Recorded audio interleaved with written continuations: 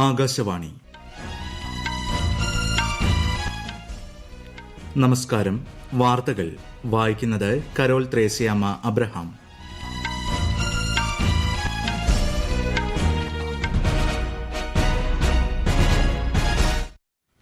പ്രധാന വാർത്തകൾ. പ്രധാനമന്ത്രി നരേന്ദ്രമോദി തിരുവനന്തപുരത്ത് VSCയിൽ 1800 കോടി രൂപയുടെ ബഹിരാകാശ അടിസ്ഥാന സൌകര്യ പദ്ധതികൾക്ക് തുടക്കമിട്ടു.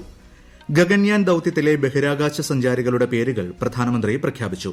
4-അംഗ സംഘത്തിൽ മലയാളി. BJP കേരള പദയാത്ര സമാപന സമ്മേളനത്തെ അല്പസമയത്തിനകം പ്രധാനമന്ത്രി അഭിസംബോധന ചെയ്യും. ഉത്തർപ്രദേശ്, കർണാടക, ഹിമാചൽ പ്രദേശ് സംസ്ഥാനങ്ങളിലെ രാജ്യസഭാ സീറ്റുകളിലേക്കുള്ള വോട്ടെടുപ്പ് പുരോഗമിക്കുന്നു. ലോക്സഭാ തെരഞ്ഞെടുപ്പിന് മുന്നോടിയായി സമ്മതിദായകരെ ലക്ഷ്യമിട്ടുള്ള ബോധവൽക്കരണ പ്രവർത്തനങ്ങൾ ശക്തിപ്പെടുത്തണമെന്ന് വാർത്താവിതരണ പ്രക്ഷേപണ മന്ത്രാലയത്തിന് കേന്ദ്ര തെരഞ്ഞെടുപ്പ് കമ്മീഷന്റെ നിർദ്ദേശം. വനിതാ പ്രീമിയർ ലീഗ് മത്സരത്തിൽ ഇന്ന് റോയൽ ചലഞ്ചേഴ്സ് ബാംഗ്ലൂർ ഗുജറാത്ത് ജയന്റ്സിനെ നേരിടും. വാർത്തകൾ വിശദമായി. പ്രധാനമന്ത്രി നരേന്ദ്രമോദി തിരുവനന്തപുരത്ത് വിക്രം സാരാഭായ് സ്പേസ് സെന്ററിൽ സന്ദർശനം നടത്തി. VSCയിൽ 1800 കോടി രൂപയുടെ ബഹിരാകാശ അടിസ്ഥാന സൌകര്യ പദ്ധതികൾക്ക് അദ്ദേഹം തുടക്കം കുറിച്ചു. ഇന്ത്യയുടെ അഭിമാനമായ ഗഗൻയാൻ ദൌത്യ സംഘത്തെ പ്രധാനമന്ത്രി പ്രഖ്യാപിച്ചു.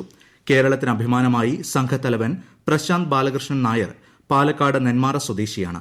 അങ്കദ് പ്രതാപ്, അജിത് കൃഷ്ണൻ, ശുഭാൻഷു ശുക്ല എന്നിവരാണ് സംഘത്തിലെ മറ്റുള്ളവർ. ഇത് കേവലം 4 പേരുകളോ വ്യക്തികളോ മാത്രമല്ലെന്നും 140 കോടി ജനങ്ങളുടെ അഭിലാഷങ്ങളെ ബഹിരാകാശത്തെത്തിക്കുന്ന 4 ശക്തികളാണെന്നും പ്രധാനമന്ത്രി അഭിപ്രായപ്പെട്ടു.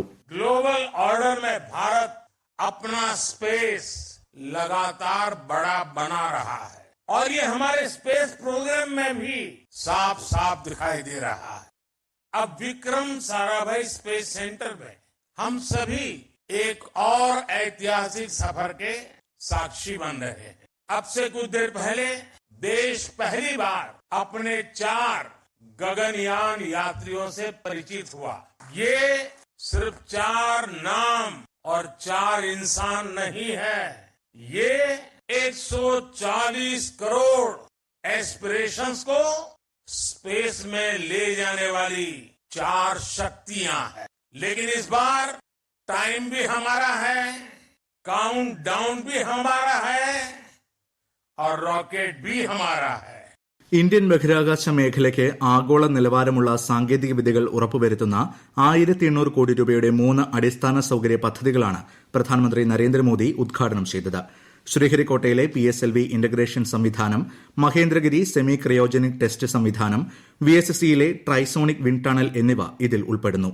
മനുഷ്യനെ ബഹിരാകാശത്തെത്തിക്കുന്നതിനുള്ള ഇന്ത്യയുടെ ആദ്യ ദൌത്യമായ ഗഗൻയാന്റെ പുരോഗതിയും പ്രധാനമന്ത്രി വിലയിരുത്തി. ഗവർണർ ആരിഫ് മുഹമ്മദ് ഖാൻ, മുഖ്യമന്ത്രി പിണറായി വിജയൻ, കേന്ദ്ര സഹമന്ത്രി V മുരളീധരൻ തുടങ്ങിയവർ ചടങ്ങിൽ പങ്കെടുത്തു. പ്രധാനമന്ത്രി നരേന്ദ്രമോദിയുടെ സന്ദർശനത്തോടനുബന്ധിച്ച് ഇന്നും നാളെയും തിരുവനന്തപുരം നഗരത്തിൽ ഗതാഗത നിയന്ത്രണം. ഇന്ന് ഉച്ചയ്ക്ക് 2 വരെയും നാളെ രാവിലെ 11 മുതൽ ഉച്ചയ്ക്ക് 2 വരെയുമാണ് ഗതാഗത നിയന്ത്രണം ഏർപ്പെടുത്തിയിട്ടുള്ളത്. ഗതാഗത നിയന്ത്രണം ഏർപ്പെടുത്തിയിട്ടുള്ള പ്രധാന റോഡുകളിലോ ഇട റോഡുകളിലോ വാഹനങ്ങൾ പാർക്ക് ചെയ്യാൻ പാടില്ല. അത്തരത്തിൽ പാർക്ക് ചെയ്യുന്ന വാഹനങ്ങളെ റിക്കവറി വാഹനം ഉപയോഗിച്ച് നീക്കം ചെയ്യുന്നതുൾപ്പെടെയുള്ള നിയമ നടപടികൾ സ്വീകരിക്കുമെന്ന് തിരുവനന്തപുരം സിറ്റി പോലീസ് അറിയിച്ചു. വിമാനത്താവളത്തിലേക്ക് വരുന്ന യാത്രക്കാർ മുൻകൂട്ടി യാത്രകൾ ക്രമീകരിക്കേണ്ടതാണ്. ഇന്നും നാളെയും രാവിലെ 6 മുതൽ വൈകുന്നേരം 6 വരെ ഡ്രോൺ പറത്തുന്നതിന് കർശനമായി നിരോധനം ഏർപ്പെടുത്തിയിട്ടുണ്ടെന്നും സിറ്റി പോലീസ് അറിയിച്ചു. അല്പസമയത്തിനകം BJP കേരള ഘടകത്തിന്റെ പദയാത്രയുടെ സമാപന സമ്മേളനത്തെ പ്രധാനമന്ത്രി അഭിസംബോധന ചെയ്യും. കേന്ദ്ര സഹമന്ത്രി V മുരളീധരൻ, BJP സംസ്ഥാന അധ്യക്ഷൻ K സുരേന്ദ്രൻ, പ്രകാശ് ജാവ്ദേക്കർ ഉൾപ്പെടെയുള്ള മുതിർന്ന നേതാക്കൾ സമ്മേളനത്തിൽ പങ്കെടുക്കും. 2 ദിവസത്തെ സന്ദർശനത്തിനായി പ്രധാനമന്ത്രി നരേന്ദ്രമോദി ഇന്ന് തമിഴ്നാട്ടിലെത്തും. തിരുപ്പൂരിൽ ഇന്നും തിരുനെൽവേലിയും നാളെയും നടക്കുന്ന പൊതുയോഗങ്ങളിൽ അദ്ദേഹം പങ്കെടുക്കും. വിവിധ വികസന പദ്ധതികൾക്കും പ്രധാനമന്ത്രി തുടക്കമിടും. ഒരു റിപ്പോർട്ട്. തിരുപ്പൂരിൽ ഇന്ന് ഉച്ചകഴിഞ്ഞ് നടക്കുന്ന യോഗത്തിനായി വിപുലമായ സജ്ജീകരണങ്ങളാണ് ഒരുക്കിയിരിക്കുന്നത്. തുടർന്ന് മധുരയിൽ നടക്കുന്ന പരിപാടിയിൽ വാഹന നിർമ്മാണ മേഖലയിലെ MSME സംരംഭകരെ അഭിസംബോധന ചെയ്യുന്ന അദ്ദേഹം 2 സുപ്രധാന പദ്ധതികൾക്കും തുടക്കം കുറിക്കും. നാളെ തൂത്തുക്കുടിയിൽ 17,300 കോടിയിലേറെ മൂല്യമുള്ള അടിസ്ഥാന സൌകര്യ വികസന പദ്ധതികൾക്കും ശ്രീ മോദി തുടക്കമിടും. VO ചിദംബരനാർ തുറമുഖത്തിൽ ഔട്ടർ ഹാർബർ ടെർമിനലിന്റെ ശിലാസ്ഥാപനം, രാജ്യത്തെ ആദ്യ ഹൈഡ്രജൻ ഹബ് പോർട്ട് ഉദ്ഘാടനം എന്നിവ ഇതിൽ ഉൾപ്പെടുന്നു. കൊച്ചി കപ്പൽ നിർമ്മാണശാല നിർമ്മിച്ച ഹരിത ഹൈഡ്രജൻ സെൽ ഉപയോഗിച്ച് പ്രവർത്തിക്കുന്ന രാജ്യത്തെ ആദ്യ തദ്ദേശീയ ജലയാനവും അദ്ദേഹം രാജ്യത്തിന് സമർപ്പിക്കും. രാജ്യത്തെ 10 സംസ്ഥാനങ്ങളിലെ 75 ലൈറ്റ് ഹൌസുകളിൽ സജ്ജമാക്കുന്ന വിനോദസഞ്ചാര സൌകര്യങ്ങൾക്കും പ്രധാനമന്ത്രി തുടക്കമിടും. News desk, Akashvani. പശ്ചിമബംഗാളിൽ രാമനവമി ദിനത്തിലുണ്ടായ ആക്രമണവുമായി ബന്ധപ്പെട്ട് 16 പേരെ എൻഐഎ അറസ്റ്റ് ചെയ്തു. കഴിഞ്ഞ വർഷം മാർച്ച് 30-ന് ദിനാജ്പൂർ ജില്ലയിലാണ് കേസിനാസ്പദമായ സംഭവം ഉണ്ടായത്. രാമനവമി ഘോഷയാത്രയ്ക്കെത്തിയവരെ പ്രതികൾ ആക്രമിക്കുകയായിരുന്നു. ഇതുമായി ബന്ധപ്പെട്ട് എൻഐഎ കൂടുതൽ അന്വേഷണം നടത്തിവരികയാണ്. ഈ വാർത്തകൾ ആകാശവാണിയിൽ നിന്ന്. ഉത്തർപ്രദേശ്, കർണാടക, ഹിമാചൽ പ്രദേശ് സംസ്ഥാനങ്ങളിലെ 15 രാജ്യസഭാ സീറ്റുകളിലേക്കുള്ള തെരഞ്ഞെടുപ്പ് പുരോഗമിക്കുന്നു. ഉത്തർപ്രദേശിൽ ബിജെപി 8 സ്ഥാനാർത്ഥികളെയും സമാജ്വാദി പാർട്ടി 3 സ്ഥാനാർത്ഥികളെയുമാണ് മത്സരിപ്പിക്കുന്നത്. കർണാടകയിൽ 4 സീറ്റിലേക്കും ഹിമാചലിൽ 1 സീറ്റിലേക്കുമാണ് തെരഞ്ഞെടുപ്പ് നടക്കുന്നത്. കോൺഗ്രസ് എംഎൽഎമാർക്ക് വിപ്പ് നൽകി. ആകെ 56 സീറ്റുകളിലേക്കാണ് ഇന്ന് തെരഞ്ഞെടുപ്പ് നടക്കുന്നത്. ഇതിൽ 41 പേരുടെ വിജയം ഉറപ്പിച്ചു കഴിഞ്ഞു. ബിജെപി ദേശീയ അധ്യക്ഷൻ ജെ.പി. നഡ്ഡ, കേന്ദ്രമന്ത്രിമാരായ ധർമ്മേന്ദ്ര പ്രധാൻ, അശ്വിനി വൈഷ്ണവ്, കോൺഗ്രസ് നേതാവ് സോണിയാഗാന്ധി എന്നിവർ ഇതിൽ ഉൾപ്പെടുന്നു. വൈകിട്ട് 5-നാണ് വോട്ടെണ്ണൽ. ലോക്സഭാ തെരഞ്ഞെടുപ്പിന് മുന്നോടിയായി സമ്മതിദായകരെ ലക്ഷ്യമിട്ടുള്ള ബോധവൽക്കരണ പ്രവർത്തനങ്ങൾ ശക്തിപ്പെടുത്താൻ വാർത്താവിതരണ പ്രക്ഷേപണ മന്ത്രാലയത്തിന് നിർദ്ദേശം നൽകി കേന്ദ്ര തെരഞ്ഞെടുപ്പ് കമ്മീഷൻ. എന്റെ വോട്ട് എന്റെ ഉത്തരവാദിത്തമെന്ന ലഘുചിത്രം എല്ലാ തിയേറ്ററുകളിലും പ്രദർശിപ്പിക്കാൻ ഉടമകളോട് ആവശ്യപ്പെടണമെന്നും നിർദ്ദേശത്തിൽ പറയുന്നു. സിനിമയുടെ തുടക്കത്തിലും ഇടവേളയിലും പ്രദർശിപ്പിക്കേണ്ട ലഘുചിത്രം ഇംഗ്ലീഷ്, ഹിന്ദി, പ്രാദേശിക ഭാഷകൾ എന്നിവയിൽ തയ്യാറാക്കി മുഖ്യ തെരഞ്ഞെടുപ്പ് ഉദ്യോഗസ്ഥർ വഴി ലഭ്യമാക്കുന്നതാണ്.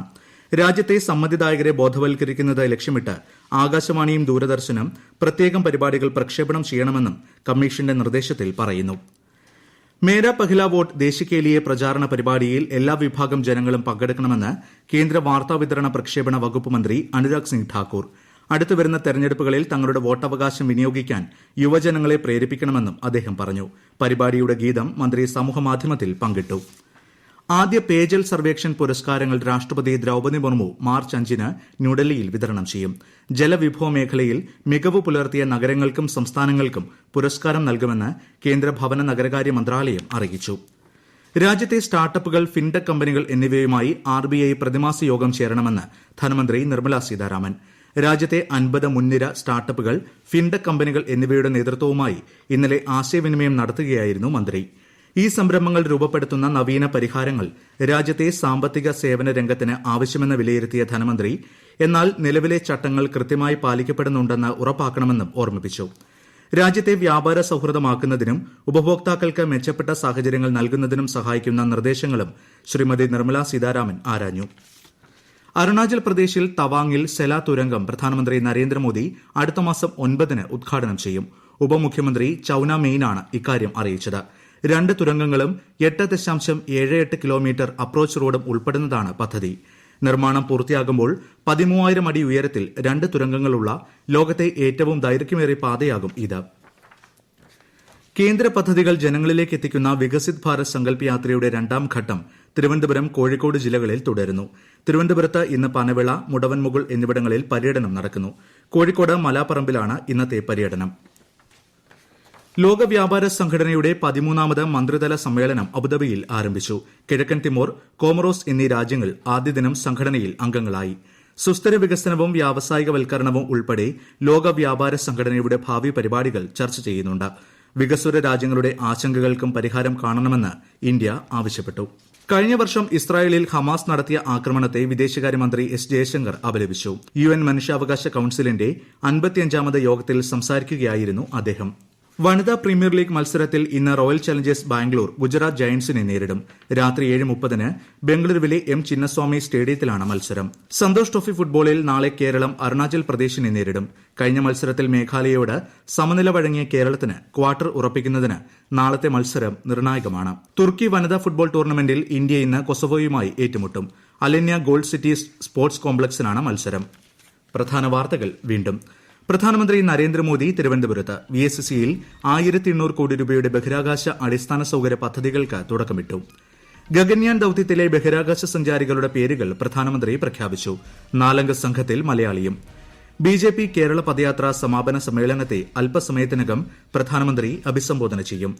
ഉത്തർപ്രദേശ്, കർണാടക, ഹിമാചൽ പ്രദേശ് സംസ്ഥാനങ്ങളിലെ രാജ്യസഭാ സീറ്റുകളിലേക്കുള്ള വോട്ടെടുപ്പ് പുരോഗമിക്കുന്നു. ലോക്സഭാ തെരഞ്ഞെടുപ്പിന് മുന്നോടിയായി സമ്മതിദായകരെ ലക്ഷ്യമിട്ടുള്ള ബോധവൽക്കരണ പ്രവർത്തനങ്ങൾ ശക്തിപ്പെടുത്തണമെന്ന് വാർത്താവിതരണ പ്രക്ഷേപണ മന്ത്രാലയത്തിന് കേന്ദ്ര തെരഞ്ഞെടുപ്പ് കമ്മീഷന്റെ നിർദ്ദേശം. വനിതാ പ്രീമിയർ ലീഗ് മത്സരത്തിൽ ഇന്ന് റോയൽ ചലഞ്ചേഴ്സ് ബാംഗ്ലൂർ ഗുജറാത്ത് ജയന്റ്സിനെ നേരിടും. വാർത്തകൾ കഴിഞ്ഞു. അടുത്ത വാർത്താ പ്രക്ഷേപണം വൈകിട്ട് 6:30-ന്.